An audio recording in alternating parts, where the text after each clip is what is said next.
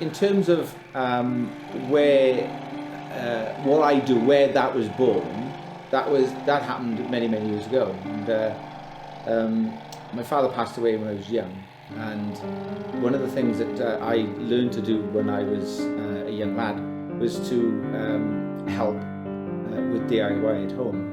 So I enjoyed, and I was fascinated by the way things were made, and so I used to find different ways of looking at the construction of things, and I became interested in that.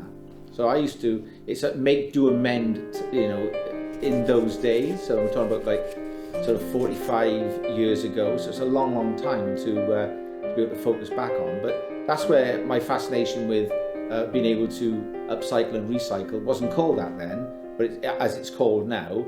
So politically, it's a good thing to upcycle and recycle things now, but it was a necessity then when I was younger.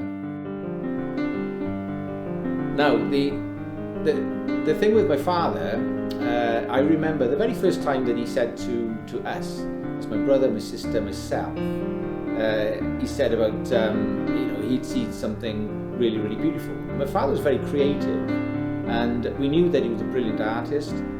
He was just a fabulous sketcher, and we knew that he had fascinations with nature. He painted landscapes. He was called the Cumbrian Constable back in those days, and so he came up with this thing many years ago, and he was saying that he'd found something really, really beautiful, and he wanted us to see that. And so we came along, and we tagged along, but all my friends tagged along as well. About 10 of us all, and we walked up the mountain, and he was so excited to show us this beautiful thing that he'd found. We got there, and he stood, and we all looked around, and he says, "What do you think?" So, well, what do you mean? What do you think? We don't know what you're talking about. So, as kids, we were just confused. And he pointed to a tree, and he said he found the most beautiful tree that he'd ever seen in his life, and that was it. Well, we just looked at each other. We thought he was just joking, but that thing to him, that was the beauty that he saw in that tree. Didn't mean much to us at the time, but that tree became a focus point in many of his paintings. So when he saw something and it was beautiful and he was enthusiastic about that, he wanted to share that enthusiasm with all of us. Now, in that time, it meant nothing. Okay, so when he was no longer around, I found that there were things that I was fascinated about and excited about that meant nothing to anybody else.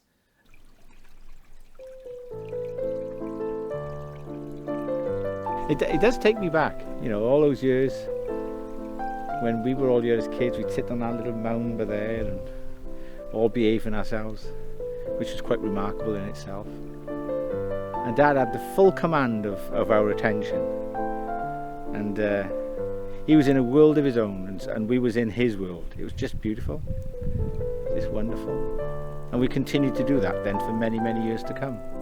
And even an adult, I brought my daughter up here, carried her up the mountain, nearly killed me. Walked over to another area called Tumbalam. That was a wonderful experience. So it's good. It's overgrown, it's different, it's changed, which is natural. You'd expect things to change in time. But why we came here is still here, which is lovely. Unfortunately, so is the barbed wire. But there we are. And the sheep. The sheep.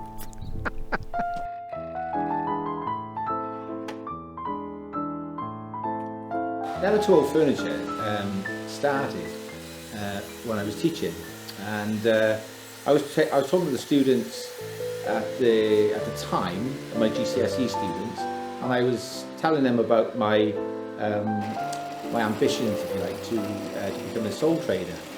And at the time I was working part-time, and I was filling the rest of my days in the workshop.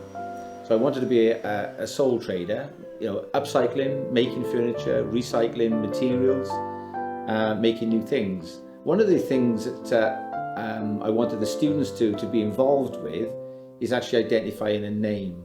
And So we spent a couple of lessons identifying the best name for me.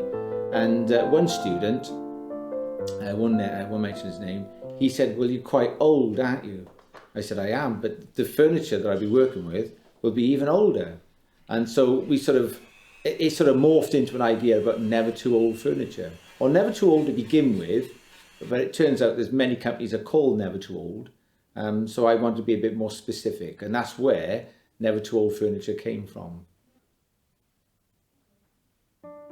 My crafting I was never intended to craft. This is where my friend came up to me in Sainsbury's and said, you make furniture? I said, yes. She said, oh, can you make me a box? And I said, well, if I can make furniture, I can probably make you a box. She said, well, I want you to make me a Harry Potter box. And I said, what's a Harry Potter box? I don't even know I don't even watch Harry Potter. So I did some research about Harry Potter boxes. But what I researched, what I found, I wasn't that impressed with, to be quite honest. There was nothing three-dimensional. They were just boxes. They used laser cutters and pyrography kind of stuff, so etching onto a surface. And I didn't want to do that. I wanted to make something which is three-dimensional. So I wanted it to be more crafting than, I didn't want to put it onto a CNC or a laser cutter. I wanted to actually make things with my hands, and so that's how the crafting part of what I do. That's how that was born.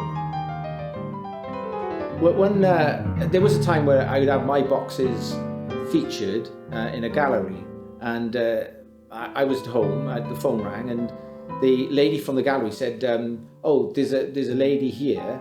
She wants to talk to you about making 2 boxes for her twin sons." So I spoke to the lady, and she said, oh, I want the boxes to be identical. And I said, no. And she's, well, no, that's what I want.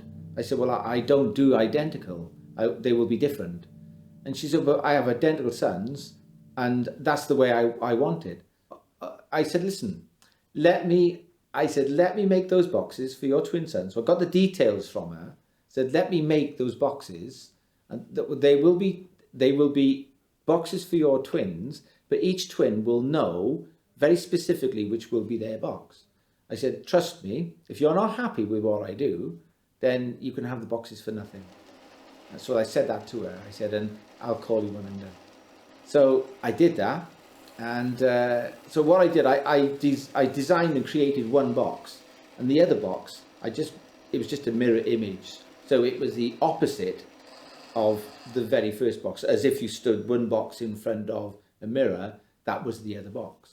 So each boy, each son, knew which one was their box, even though they were exactly the same, only different. There's 2 things that my father gave me, and they're priceless to me. If I went to buy them in the shop, they'd cost me about £1.50. You know what I mean? But you couldn't give me £10,000 for them.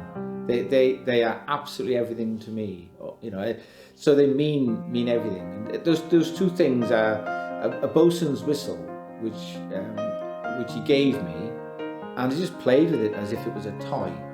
And the next thing he gave me was, and one of the reasons why this is so significant, he gave me some of his tools, and one of them was just like a whittling knife.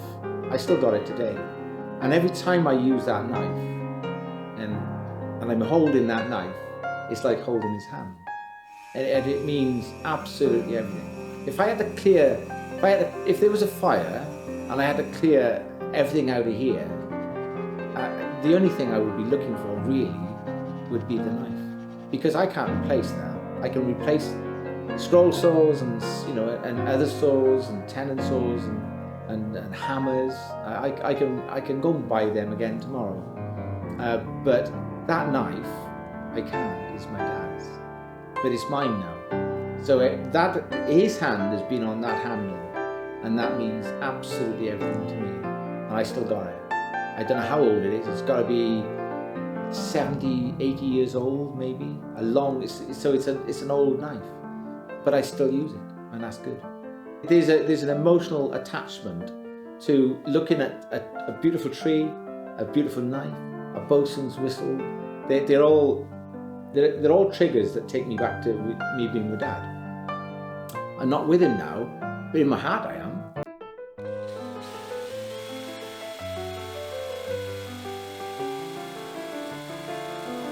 We live in a throwaway society. We buy something, we love it, we like it, and then we loathe it.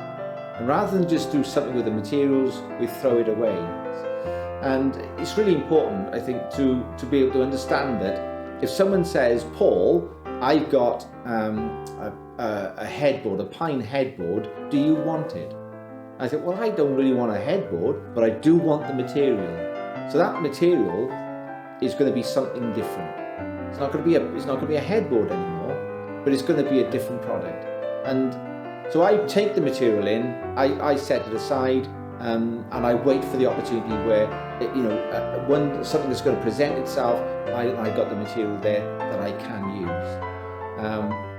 A lady, about 2 months ago, she came to, this is a recycling centre. She had a 3-drawer cabinet and a piece of furniture that really didn't look very good at all. She brought it in. Even the recycling centre felt that it wasn't something they could work with or something they could sell. So she took it back out to her car, and it's basically it was going to go to landfill. And I didn't want that, so I took it off her hands. Didn't cost me anything, and I set that aside and said, right, leave it with me. I'm going to do something with it, and I did. I just had bought some blue paint, midnight blue. Wanted to try it out. And so that was a perfect opportunity on a piece of furniture that no one loved anymore. I'm going to try this bit of paint out to see how that worked. And I did that. It came out really, really well. I changed the handles on it from another job I did that somebody wanted me to upgrade their oak furniture. I used their handles on that three-drawer bedroom cabinet, and that's been bought by a gentleman this week.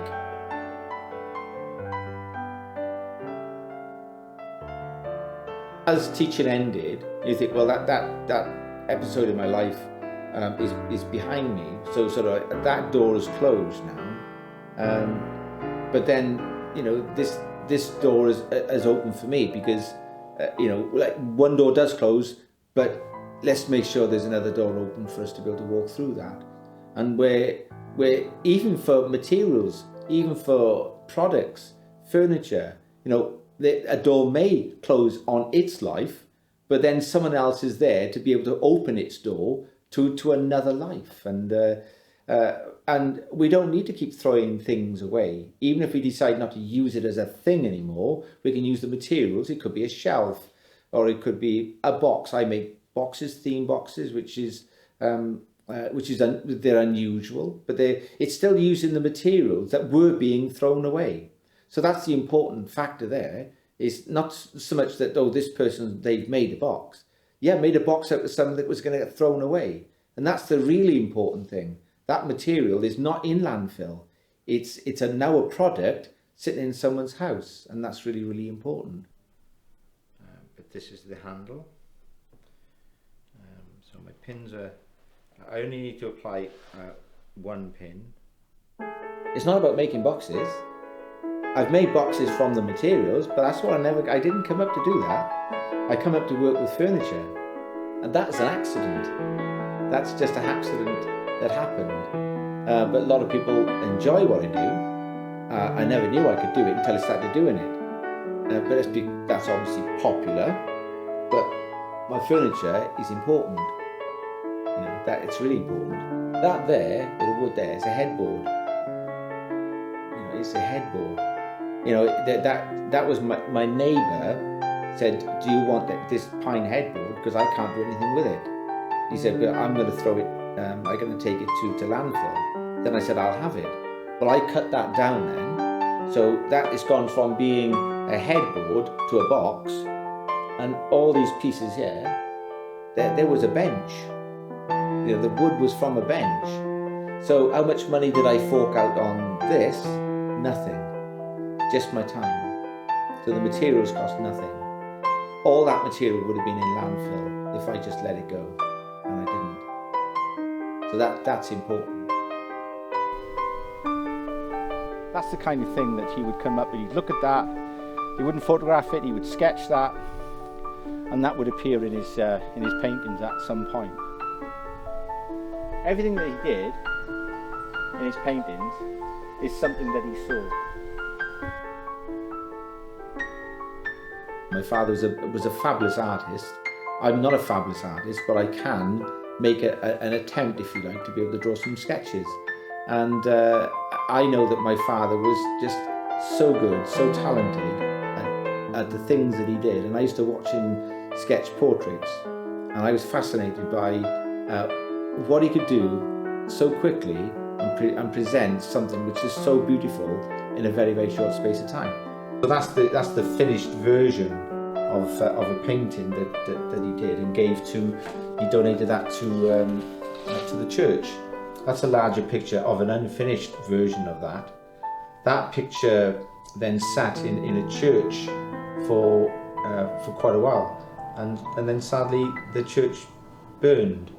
And I think I'm not sure that the painting survived that. To that end, we've never seen that painting since. So that's very, very sad for us.